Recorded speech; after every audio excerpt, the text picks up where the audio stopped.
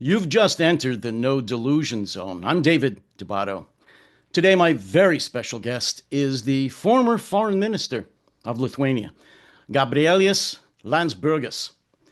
Gabrielius was recently the Foreign Minister until, how shall I say, and he may correct me, a rather contentious election in which his party lost, and he decided to step down as the party's chairman and to at least temporarily get out of politics and go into private life where he hopes to continue his outspoken advocacy for such issues as the support of Ukraine by the West and his outspoken criticism of Vladimir Putin, the Kremlin, and Russian aggression generally. And again, he hopes to continue that possibly with NGO or private entities. But at this point, as he will tell you, he's not quite certain. But in any event, it gives me great pleasure to introduce to the No Delusion Zone, Gabrielius Landsbergis. Welcome to the No Delusion Zone. Thank you. Thank you so much. It's a pleasure to be here. Well, first, I did want to ask you, because I mentioned very briefly the recent elections, well, a couple of months ago in Lithuania. Could you explain a little bit about that, what happened, and why you made the decision to step down from your party? Well, it's it's been a rather tense 4 years, honestly. Staying in the government. I think that we faced not just one geopolitical crisis, being Ukraine's war against. There were so many events that would directly influence people's lives, such as migrants flowing out through the border from Belarus, and China's sanctioning Lithuania's economy. Then the war, then out of the war, energy prices going up, and then so many other things that were happening during the 4 years that I believe that people kind of associated these events directly, indirectly, rightfully so, not rightfully so, with the way the government worked. And that's why, probably one of the reasons why we got beaten quite badly during the election. And to add to that, that has been my 10th year as a chairman of the party. And I felt, and also due to the regulations, the way the party works, there is a time limit, but also the way that I felt that party needs to pave its path now forward without my intervention or interruption. So I decided to, at least as you mentioned, temporarily to step down from politics, and we'll see where it takes me. Now, in Lithuania, correct me if I'm wrong, your party, the Homeland Party, is known as a conservative party. Is that pretty much correct? Yeah, we are. In European terms, we're center right. But yes, we are conservatives. We are right wing party. The party was born out of the independence movement in 1990. So those people, some of them are still around in the party. Some of them are still in the parliament. Not everybody, unfortunately, but those were the people who actually signed the independence declaration in 1990, March 11th. And big part of them are from my party. Now, the coalition that won the most seats, and the reason that you stepped down, I believe, are center left, pretty much. Would you say that the country is now going to be left leaning more so than it has for the last few years? Well, it's tough to tell. I mean, the topics, where the main political divisions are in Lithuania are a bit different than, from a big part of Europe or US, let's say. In our case, it mostly has to do with the way that we treat Ukraine, defense issues, foreign policy. This is probably the main dividing line, where the conservatives tend to be more hawkish, stronger on defense, and really seeing Russia as a major existential threat, where the left parties are, a bit might treat the issues a bit differently. But obviously, Putin and his war changes the way that political dynamics works. Meaning that when you have I don't know, about 90% of people supporting Ukraine and asking for for more sanctions on Russia, for greater pressure on Russia, So even that, is changing. So the government is still new. They started working just just not even a month ago. So it will take a while for them to settle down, and we'll see where it takes them. I would hope, and my main hope, so that when it comes to foreign policy, that we would not shift a lot, because our country's reputation very much depends on it. Lithuania, not just myself or the government, were outspoken about the situation where we find ourselves, where Ukraine finds itself. So it would be harmful for us to shift the other direction.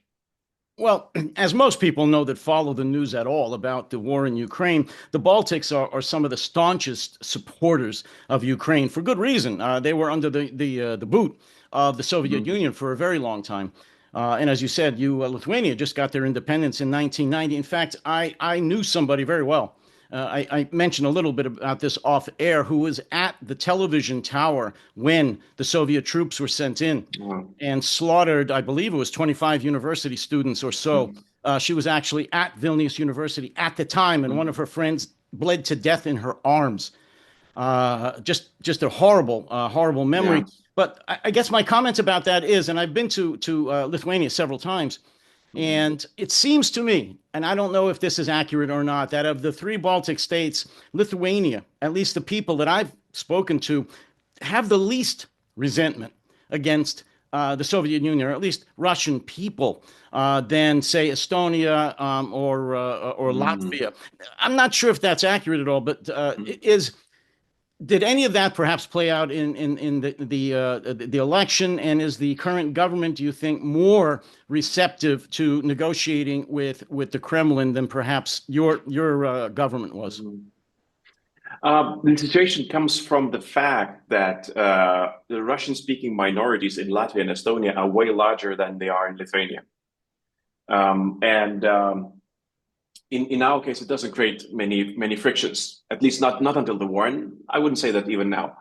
But when it comes to how much people are critical towards Kremlin, I can tell you that all three Baltic states are extremely critical.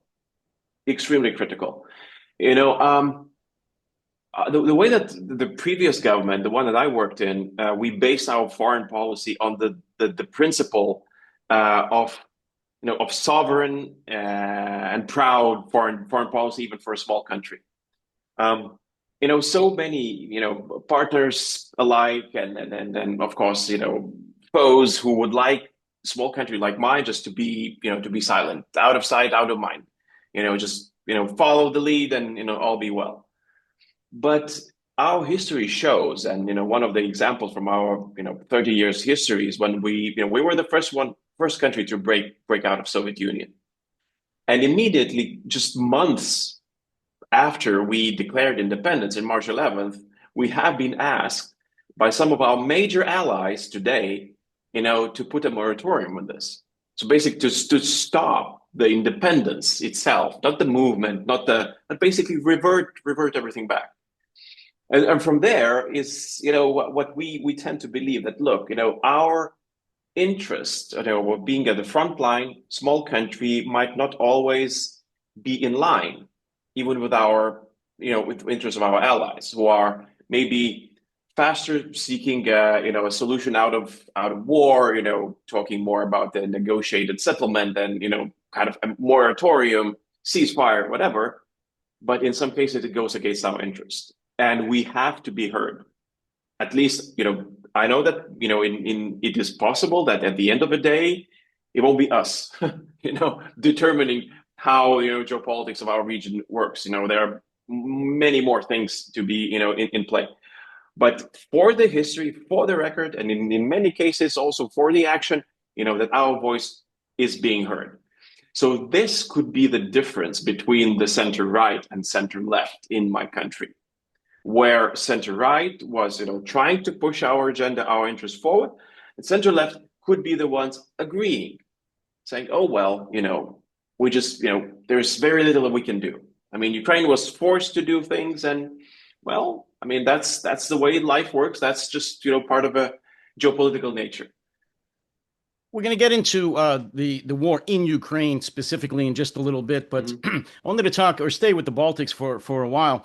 I hate to say the cliche, but the Baltics are a tripwire, as you know, in terms of what Russian aggression may look like or may turn out to be in the near future. Could you talk a little bit about right now what's going on in the Baltic Sea? In terms of the cable and what the Baltic countries in general, military and governments are doing to address what's going on offshore right now. Well, you're very right. We are in a situation of a tripwire. We don't like it, clearly, but it's the way that current situation works. I used to compare Lithuania to West Berlin. We're small. We are in the sea of non-friendlies, and trying to figure out the way together with our allies how to defend it. And as with West Berlin, it's very difficult. But if you're able, and if you show to adversary that look, even this tiny piece of land will be defended with everything that allies got, then it is a great deterrent, and this allows our country to live, exist, and prosper. What we see in the Baltic right now is what I call a shadow war. I don't like the term hybrid. I think it's actually a military operation with military and political goals in mind that Putin has set out, and it worries me a lot. Not just Putin himself, because him, it sounds paradoxical, but him I understand. I know what he's doing. He's trying to intimidate. He's trying to push us to change our position on Ukraine, on so many other things. Influence the way that we live, and actually, make his operational space greater. What worries me is our response. One of the reasons why we joined, the greatest military alliance in the world, NATO, is so that these things that are happening in the Baltic Sea, they would be deterred. And we wouldn't be in this situation, right? That our enemy, a foe, adversary would be just afraid to do things like that they're doing right now, because they would know that there's an answer coming, right? So that we have Article 5, we've prepared ourselves, and so this is kind of the mindset. And obviously this mindset is being checked and questioned right now. Are we really prepared? Do we have an answer? Because unfortunately, up until now, most of the answers were, a concern, a greater concern, even greater concern. But it feels like, we are allowing Putin to operate freely. And look, it even sounds, on one hand, it sounds nice when a country like Finland, a country of 4 million people, not a biggest power, military power in the Baltic, around the Baltic Sea, right? But a very determined one, now is able to put sort of a blockade on Russian ships to check them preemptively. And they're doing it on their own. With help and assistance from Estonia. But really, in the alliance of 30 plus countries, it takes one Finland to start checking Russian ships. I'll be honest with you, Gabrielius, that really angers me a lot. I'm going to get angry a lot. I'm very outspoken. I'm not as polite as you. I'll warn you right now. I speak my mind, and the whole Western support, the whole Western reaction, I'll say, to Russia has really, I'll say, ticked me off, to be polite. A lot. Why, in good God's name, hasn't even the three Baltic countries, along with Finland, along with the Nordic countries, just to start, why haven't they blockaded the Baltic? You're at war. They may not admit it, but you are. They're cutting cable lines. They're shipping parts illegally to Russia from various countries in the shadow fleet, as it's called. Why not blockade it and call their bluff? I don't get it. I can tell you one story that I'm now actually, I kept a diary throughout my 4 years of minister, and I'm in the process now of editing it So it's a good memory jogger, to kind of to remind yourself of many things that have been happening. So one of the things you're writing a book right now. If you want to mention that, I yes, understand about that. When will we see this? I hope that this year. I don't want to overpromise, but basically that would be the plan. Okay. So most of the things that I depicted in the book are they have a connection to what is happening today. So so there doesn't make much sense to to delay it. And most of the text is already there because I've been writing almost every day. So, but one particular story, I'm not sure, how far did it go in the world? I don't think that it was very widely discussed, but in Lithuania it was a major event. Major event. So it was a summer of 22. So the war, about not yet half a year in the war, but close to that, and Europe is starting to implement some serious sanctions on Russia. And one of the sanction packages has a term that, and I would like to stress this, that allows country, basically not just allows, but asks and commands EU countries to stop all transit through the territories of sanctioned goods. And there's a list of goods. It's a vast list, timber and whatnot. I mean, it's a huge list. And there's additional thing that was not mentioned in the sanctions, and what's not thought, but I mean, we took it literally, right? So, day when the sanctions have to come in place, we stop all the traffic. Russians stop. But one thing that has not been mentioned in the sanctions is that there's Kaliningrad. So, there's a railroad connection going through Lithuania from Russia, Belarus, through Lithuania, all the way to Kaliningrad, bringing all the sanctioned goods, right? So the people who were in charge of sanctions in my ministry and in customs and elsewhere, they basically thought that, look, I mean, it's impossible to implement effective sanctions if you leave one exit working, right? So you sanction, so Poland is no longer bringing anything, no other country is taking any goods from Russia. But through Lithuania, they can reach Kaliningrad, and basically Russia is able to ship anything it wants through Kaliningrad. So sanctions basically, in principle, would not work. So they implement the sanctions. And Russia is unable to send anything to Kaliningrad via railroad. They can do that from St. Petersburg, via ship. What happens then? I cannot tell you. I mean, all hell broke loose. First of all, there's a couple of Russian officials mentioning that this constitutes an act of war, and they might use a nuclear weapon because of this. I receive calls from basically anybody that I know from across the globe. You have to force your government to stand, to cease and desist, stand down. This cannot, continue. Because Russians should be allowed to bring what they need through Lithuania. So for 2 months, we were pushing back on this because basically it infringes in my country's sovereignty.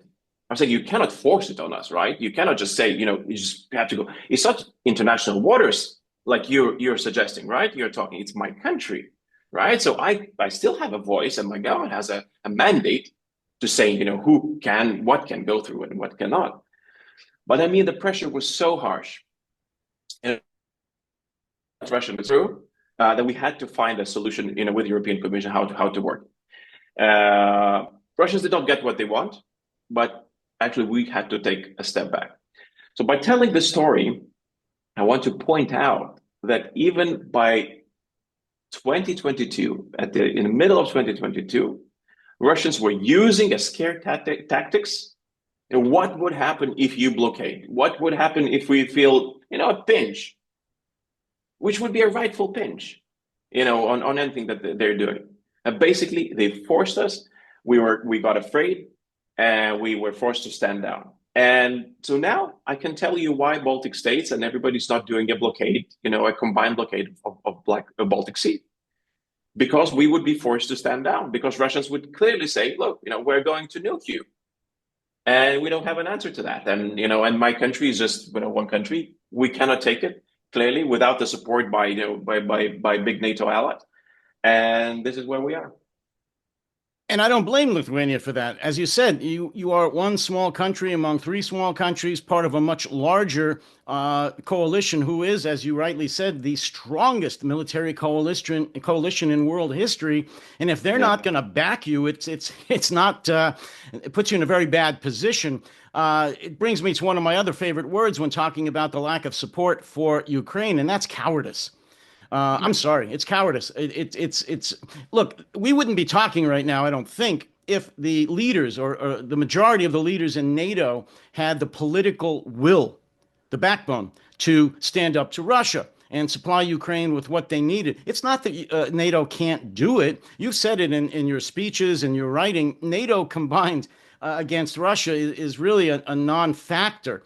There's no way that Russia could stand up to that, but NATO doesn't have the political will. The political leaders still, to this day, as we speak, as you know, for the most part, haven't been honest with their public, with their population about the danger, the true danger that Russian aggression will cause to Europe, even to Western Europe. And that to me is staggering. That's a long way of asking the next question. Do you believe, as I do, that there's really three main factors in that equation? One is cowardice. One is just a lack of political will or incompetence. The other, perhaps the most important, is greed. That many of them, including business leaders in their country, have deep, strong business ties in Russia. And they don't want to jeopardize those. So you put that all together and you have a lack of political will, which is why we're here today. Your thoughts? Absolutely. I mean, in some cases, it's a mixture of these, of corruption, whatnot. I mean, I have a sense also of a bit of naivete. Which for me is actually a very difficult concept to understand. Maybe because I'm coming from a very historic country that has, so many clashes with Russia. We joke that we have 3 Independence Days, and all of them are connected to our independence from Russia. So, so we don't have 1/4. We're fine with a number, and but this naivete that I'm talking about is it's represents itself in a way. Presents itself in a way where I use this example as we now have with COVID. When you think about the 2020s or beginning of 21, it's like somewhat of a bad dream, right? Probably all of us, we sit down with our spouses or friends and family, and we talk about the isolation that we had. Oh, we had spent a couple of months in lockdown. It was crazy times, who would have believed that, we would be living in this sort of reality. And now, no, there's nothing like that, right? It's just a part of our, recent history, but that's over. And people tend to think about the geopolitics in the same manner, that there will be a day, maybe after the, January 20th or something like that, where we will wake up one day and that's it. There's no war. It's fine. There is a, settlement of sorts. Russia is satisfied, and when we could continue with our lives again, sitting with our friends and discussing. Oh, can you imagine? There was a war in Europe. Would you believe it? And now look. I mean, everything is shiny and bright again. And when you try to explain that, look, this version of Russia is not going your way. They have been there, slowly growing their force, growing their ambition, growing the appetite and ability to attack their neighbors, and not just neighbors, but I mean, by neighbors to destroy the way that the West works, the way that the world works, enhance their power, rebuild their empire, whatnot. And they have the ability. And they will continue doing that because the preconditions for their actions, why they came to this point are still there. So this is what's most difficult for me to understand, when you're arguing with people which would say, look, I mean, I watched this famous now podcast with Mr. Friedman and President Zelensky, and the questions were really, close to absurd. It's like, you would imagine a person who has never encountered Russia in his life, and that person is actually, the podcaster was from Russia. It was so strange to listen to him. I mean, how would you imagine, Russia just standing down? Why? What are the preconditions for that? So No, that's that was a disgusting podcast. And yes, he's originally from Russia. And what you're discussing is historical amnesia. And it's not unique to the Baltics or to Europe or any country really, but it gets back to what we're talking about, which is the fact that the leadership of the countries that are going through historical amnesia have the responsibility of not allowing that amnesia to take hold and to constantly remind their public about the near past, about the Soviet Union, about the horrors, about the KGB, about the gulags, about the repression of the whole thing, the Warsaw Pact. But they're not doing that. That's incompetence, cowardice, and you said corruption and greed. I think it's a combination of all three. And it may well, it is spelling disaster. It may spell a much greater disaster in the near future. Yeah, absolutely. And again, coming from country on the front line, it's a great source of worry. Because I'm usually asked, so name a good scenario and a bad scenario, that would come out of the war in Ukraine. And good scenario is easy to tell, right? Ukraine is able to defend itself, right? Is put in a very strong position for whatever comes next, either battlefield or negotiations, and they are able to to smooth forward, to NATO, EU, or other security arrangement for them that would secure them in the future. That's good scenario. That makes me safer. That I can promise my kids that they will be living in a safe country, and that all is settled. The bad scenario, which is as realistic as as a good one, well, it spells trouble for all of us. Basically, I mean, nobody's safe. I mean, apart from the probably nuclear powers. Even if, I mean, there's also a question mark. I pose this question. I mean, so where would Putin stop? Basically, if he's allowed to go, to continue, and what would really be a trigger for us? Is it Vilnius? Is it Warsaw? Is it Berlin again? I mean, where would we draw the line? And it's really not unthinkable to consider the fact that he, with the army that he's got, without the mobilization, he's able to reach the numbers that are, way higher than anything in the West, apart from the United States. And he would be able to use that, to march, quite far forward, if not checked and if not stopped. Well, if he is, God forbid, victorious in Ukraine, what would stop him? Obviously, he's defied the West. He's defied the United States. He's defied NATO. And his goal, and he's made it very, very clear, as you know, is to recreate at least a good portion of the Soviet Union, if not the entire Russian Empire. So absolutely, every former nation of the former Soviet Union is at risk. But why would he stop there? He's always kind of had his eyes on Berlin. He served in East Germany as a KGB officer. I know you hate the word hybrid war, and I understand why. But Gabrielius, Europe, especially the Baltics, have been attacked, have been at war with Russia through hybrid war for many, many years. Address that if you could, for those that of my viewers that don't know about the attacks that have been leveled against the Baltic countries, really going back almost 20 years before this. Look, I mean, probably the main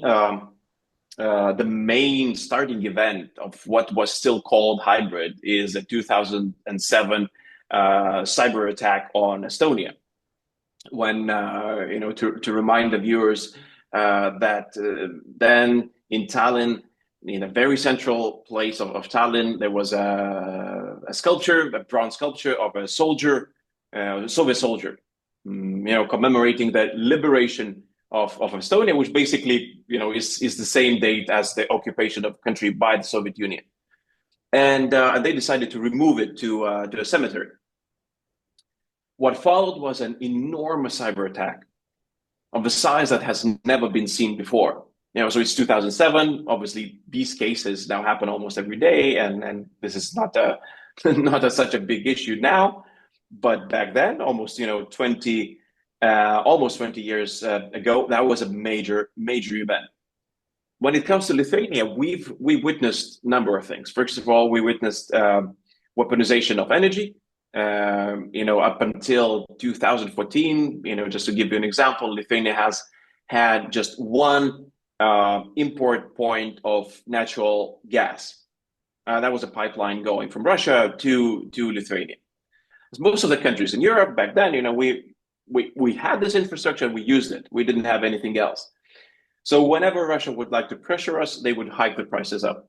And at some point, we were paying the highest price in Europe, being far from the richest country in Europe. The debate was, the biggest problem back then was that there was no, how should I call it, attribution, probably. It was very difficult to convince anybody that this is an attack. This is a politically motivated attack. Not economically, but politically. There were politicians behind it who devised an option in order to pressure you, because people would say, yeah, but maybe it's your incompetence. Maybe you're just bad at democracy. Maybe you don't know how things work here in the West. You're just still new country re-emerging from years in Soviet Union. So and then okay, then you struggle through, right? So now we know. Now Estonians are probably one of the best, dealing with the cyber threats. We have an LNG terminal that we built from 2008 till 2014. We call it independence, and actually, it made us independent from Russian energy sources. We never looked back. So we've learned most of the lessons back then. 2010s, this time around was the time when the Baltics actually decided to write a handbook. How do you fight off Russian, hybrid activity? Now, fast forward to now, and why I don't like the term is that, first of all, nobody needs to convince anybody. We clearly know that this is Russians. We know it's them. We know their goals. We know their methods. And in some cases, for example, when it comes to the activities such as arson, in our countries, in Poland, in Lithuania, in some other countries, that have been incidents of arson. Actually, in Lithuania, there was a mall that was put on fire. So we know even the people behind it. So and we know their intention. It's fighting a war. So to call it hybrid, in some cases, for me, it triggers the reaction that maybe we don't know what to do with it. And that's why we call it, maybe, we're not sure what it is. When in reality, we do know, and we should be able to find an answer to this. I agree with you. And I agree with the fact that it shouldn't be called hybrid war. It should be called what it is, war. Russia, through Putin, has been waging war against at least Europe, Eastern Europe, and now even Western Europe for a very, very long time, which leads me to my next question. In your opinion, is this Putin's war, or is it a war supported by a large number of the Russian people? Well, unfortunately, I believe that a big part of Russian people actually do support and mandate Putin. I think that it all comes down from the post-imperial society, or even I wouldn't use probably post-imperial, because Russia is actually imperial society of 19th century deep down that has not reformed.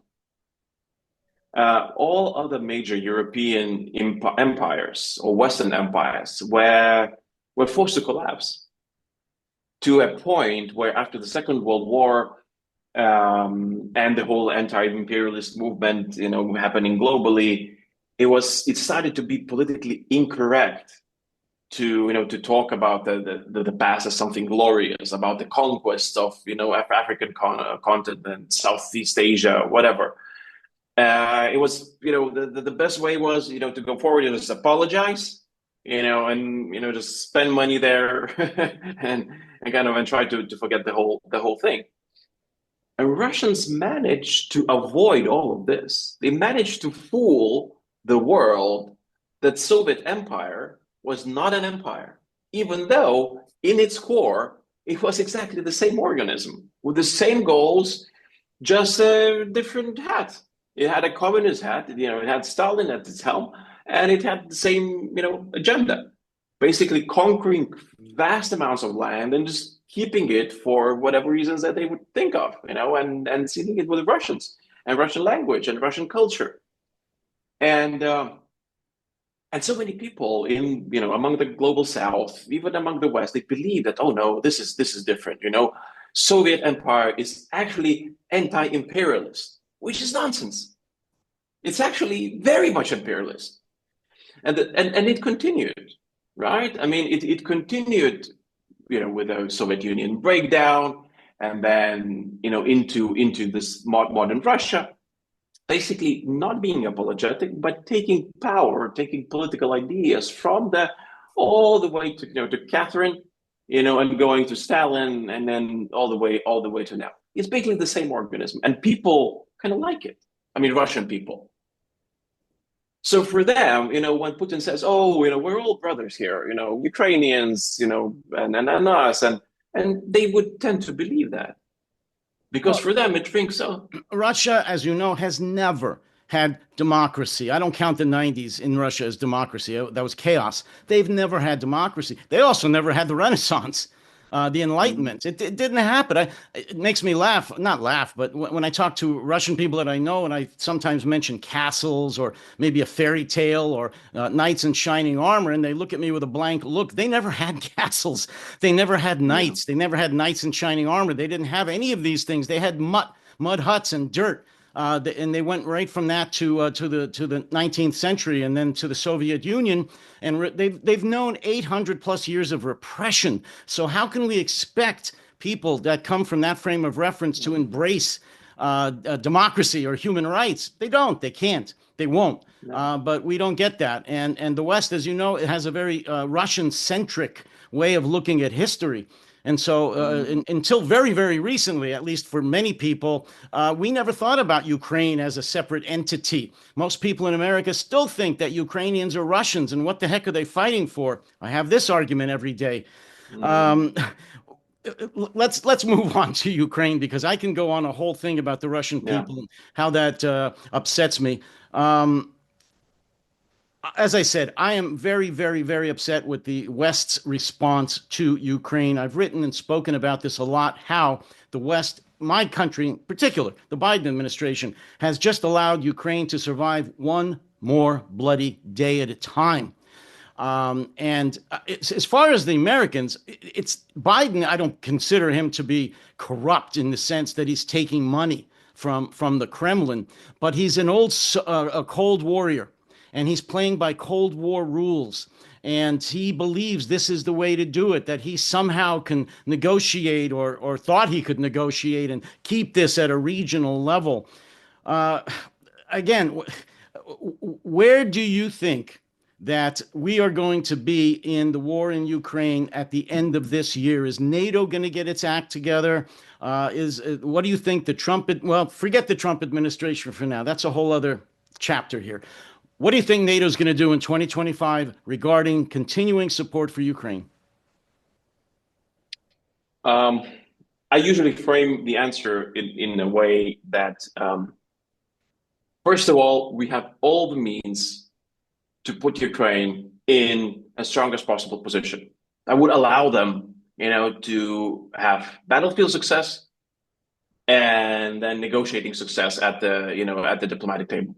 We have that ability, and you mentioned yourself, right? So that we're that much more powerful than Russia. It's really Russia should be a non-issue for NATO.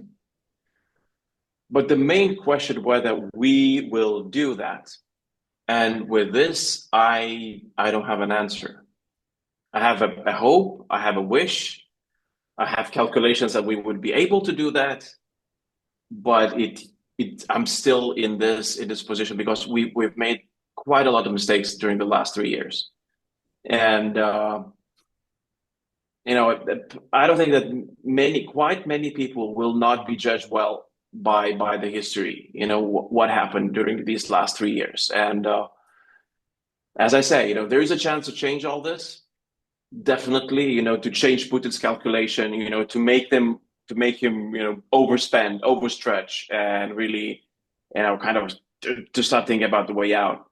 But where we're not there yet. Gabrielius, what's going on in Germany in terms of the AfD making such vast inroads? These neo-Nazis, excuse me, that's what they are. And the fact that I think they've got about 20% of the seats now in the parliament. They're looking better. There's elections coming up again. Herr Schulz is not going to be the chancellor very much longer. Germany is unfortunately or fortunately the powerhouse of Europe. Which way Germany goes NATO, goes Europe. What's going on there? Why are people there especially having such a case of amnesia and siding with their Nazi and Soviet Union past? What do you think's going on there, and what's going to happen in the next few months? No, so first of all, nothing extremely new is happening. We've seen that in Germany itself, and we're seeing that almost in every single European country. Take my country, pretty much the same, where you would have roughly 15 to 20% of people who would vote for what you would call a radical party, or parties. In my case, no such party is a part of a new center left government. Nobody has believed that such a party could become a part of a government, but here we are. So in Germany, there's no exception, and actually, these things have happened in the past, and we've seen those. The percentages vary, so it's difficult to predict how much of the vote will actually, a party like AfD will get. I predict that it will be rather in a similar bracket that we've seen them in the past, unless something dramatic happens on the ground. Like, I don't know, like we've seen that some sort of a terrorist attack, or God forbid, something similar of sorts, which usually tends to give more weight to the parties like that.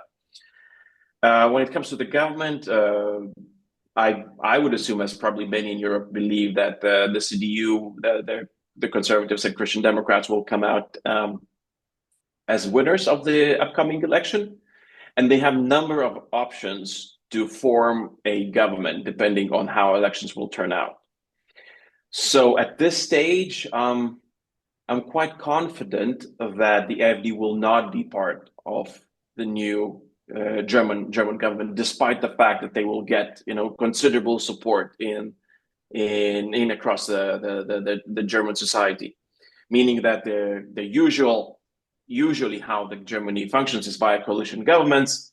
And they, if the result is, let's say, if the Greens make a good result, there's a chance, there is this calculation that they would be able to form a coalition, just the Greens and the Conservatives, just out of two-party coalition, which would leave even the, Chancellor Scholz party out of the game. Quite likely scenario is that there would be a coalition of three parties: the Greens, Social Democrats, and Conservatives. Another scenario that is Conservatives and Social Democrats, grand coalition, just out of two parties. So there's a number of options, and usually, coalitions allow for that. But the question that you're posing is a very important one. So not just what is happening election-wise, but what is happening, politically, because we're seeing two biggest countries in Europe, Germany and France, struggling politically at home. That was my next question about France. Yeah, and both of them, really, and the vacuum is felt. It is clear that the vacuum is felt, and it's not a good feeling, I can tell you. It's not a good feeling, because Europe is rather divided. We have what I would call bad actors in Europe who are not just disturbing, but basically they're hijacking agendas. When it comes to helping Ukraine, when it comes to standing up, against Russia, against China. So you have Hungary, you have Slovakia, countries really disrupting the way that Europe is supposed to work. And then you don't have leadership from the big countries, which could potentially, make it more structured with their economic power, with the leverages that they have because of their size. And this is unfortunately not happening. I'm hopeful that the German election would change that a bit. For France, it's a bit more difficult. It would take a while, because for them, The best way out of the current situation is new election, but their constitution forbids them calling new election. So that they have to have a year between the elections. So they just had one. This is the parliament that was elected, and the way that we see how it works. And also it will take about half more year until the president can call a new election. Maybe that will stabilize the situation. Maybe again we will see something of that sort. Well, one thing the Russians have always been very, very good at, including the Soviets before them, more so even than their military, is propaganda, and they have absolutely exploited social media much better than Western countries have in their propaganda. And I happen to believe, my background is in counterintelligence specifically, that that has played a fairly large role in turning a great deal of the population towards the Kremlin and looking upon them more favorably than before. More of the populations are against their own government than would normally have been true in Germany and France because of social media. It's the same in every country, my country included. How much do you believe that's played a role in what we're just talking about here, the dangers, specifically in Germany and France, the dangers that the Russian propaganda has caused generally, and specifically through their exploitation of social media?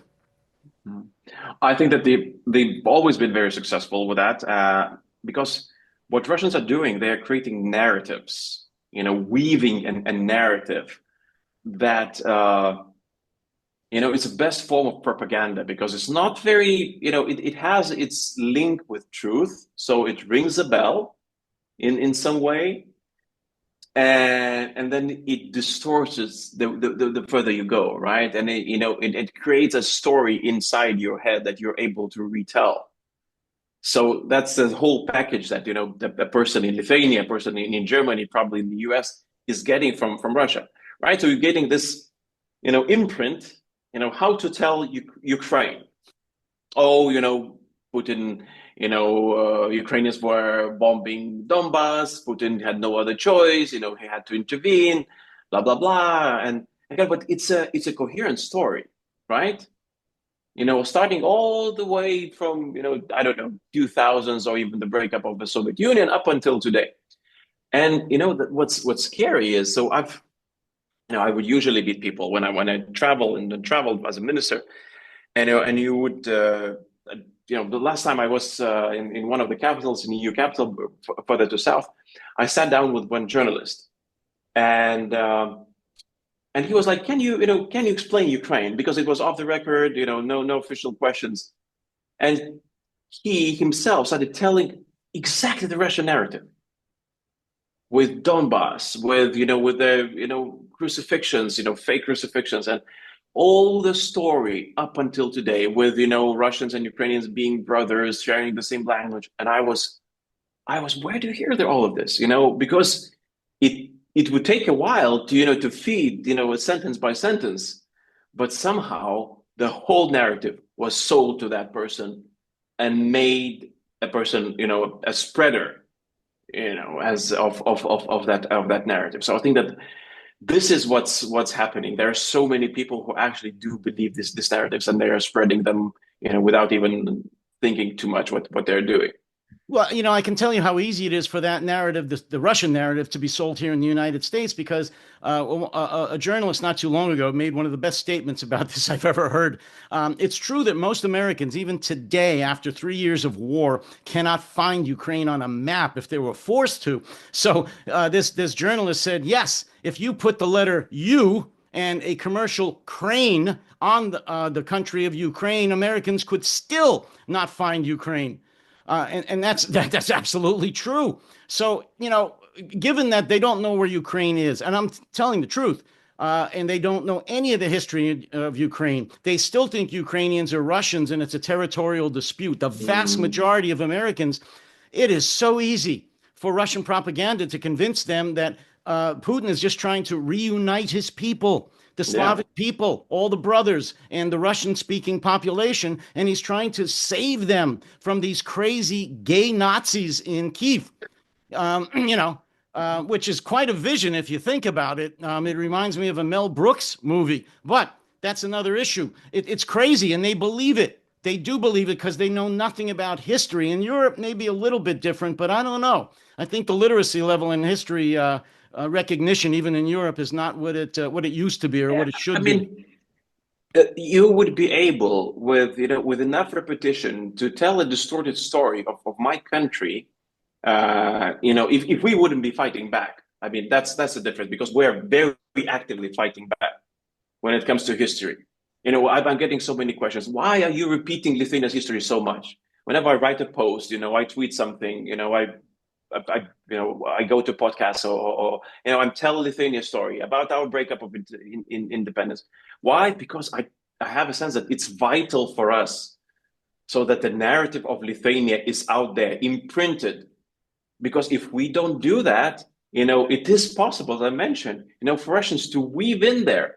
And one day they will say, oh, there are Russians in Lithuania. There are clearly Russians in Estonia and Latvia. So are these really countries? Maybe we need to save them. And it could be that. Well, that's what's happening. I mean, Russia senses, Putin senses a vacuum in terms of historical literacy. And he's filling it. He's filling it very, very well. We don't have that much longer, so I, of course, do want to move specifically over to Ukraine. You mentioned the recent interview that Zelensky had. Again, another disgrace where this Russian, actually Russian, not just a Russian-centric podcaster, basically insulted him many, many times. I was very proud of Zelensky for finally punching back, at least verbally, against a lot of this. But it's very disheartening that still today, so many journalists from the West and politicians, leaders, are still wanting to appease Russia. Let me ask you this, if I could, at this point.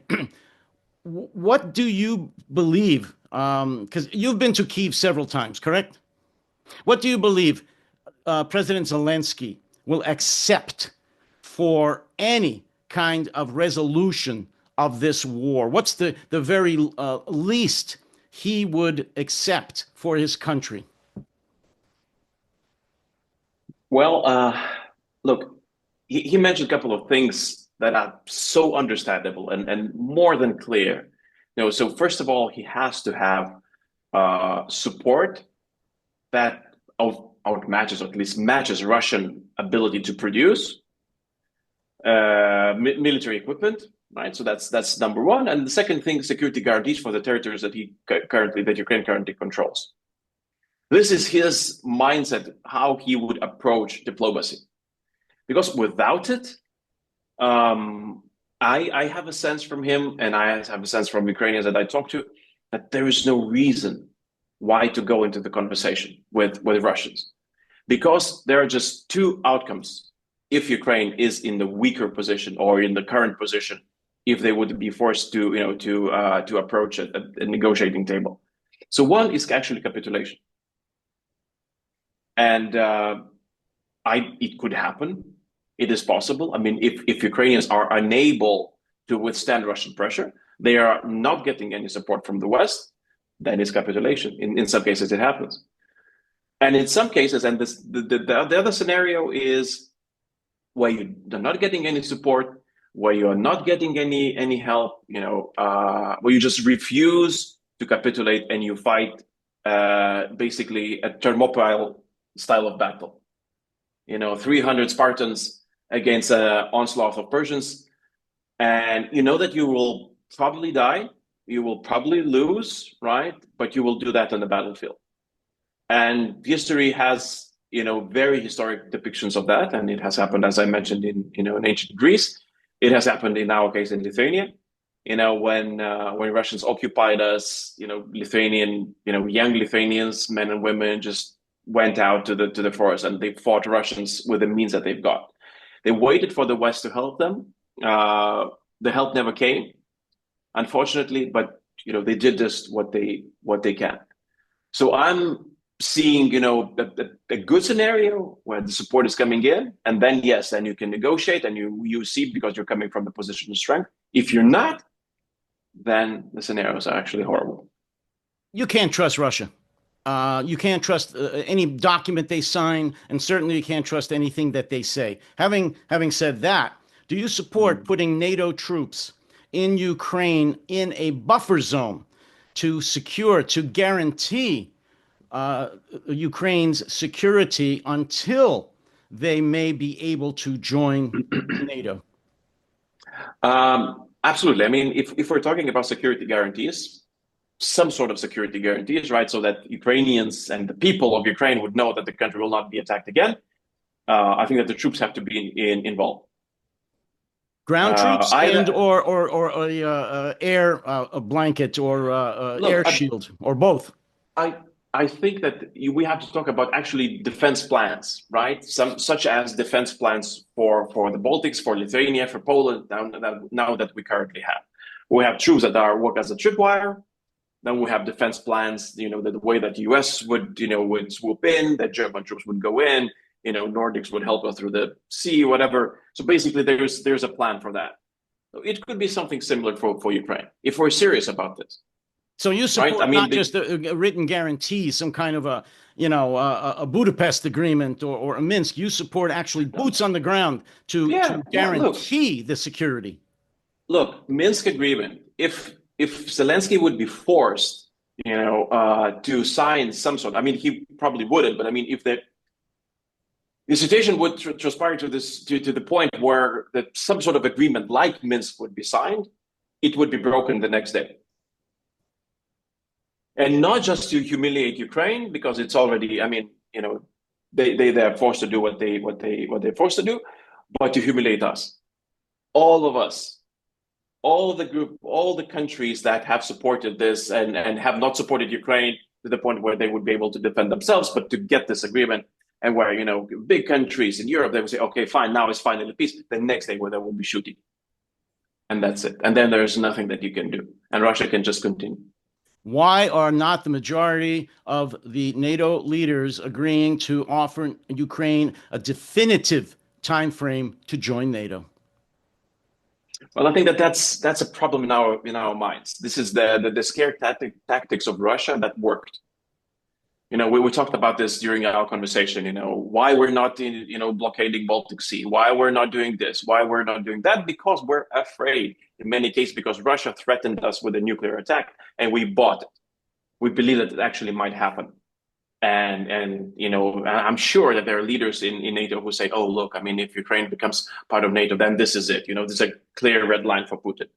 And that's it. And they wouldn't ask themselves a question, okay, so what else? What else? How do you secure a country of 40 million people? Well, all that's doing, and I know you know this, but it has to be said at least, if that happens, then basically we're giving a green light to every nuclear country, China, I'm talking to you, that says, hey, if you don't allow me to go into this country, Taiwan, for example, we're going to bomb you with a nuclear bomb. We're going to shoot a ballistic missile at Japan or whatever. We're allowing them to engage in nuclear blackmail. It will never stop. How stupid, I'm sorry, how cowardly are the leadership of NATO to allow this? I know you understand this, but it still boggles my mind. They are signing away the future of Europe to this madman in the Kremlin. Yeah. I'm really, that's the biggest source of worry for me, that basically Russia, because what happened here was Russia actually formally changed a doctrine. Before 2022, they had a doctrine where nuclear arms would be used just in case Russia itself is under attack.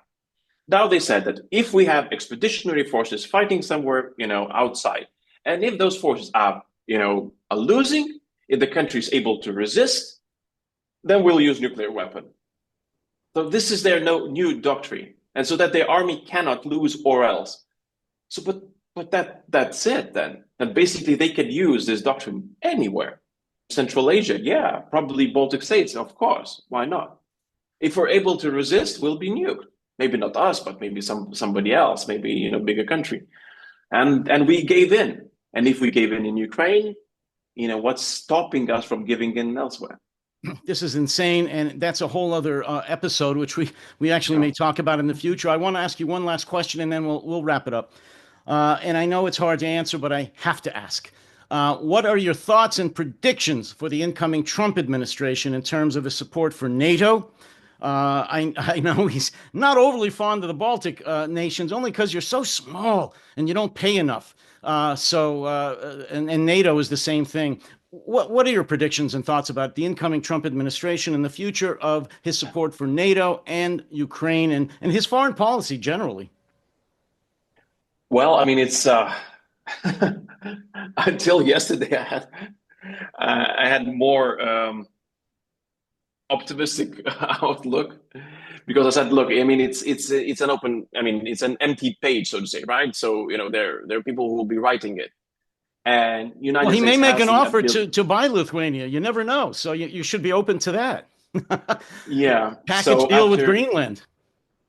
I mean, the whole conversation about Greenland is I can tell you is making a lot of people in Europe nervous and not in a good way, not in I mean in a very bad way.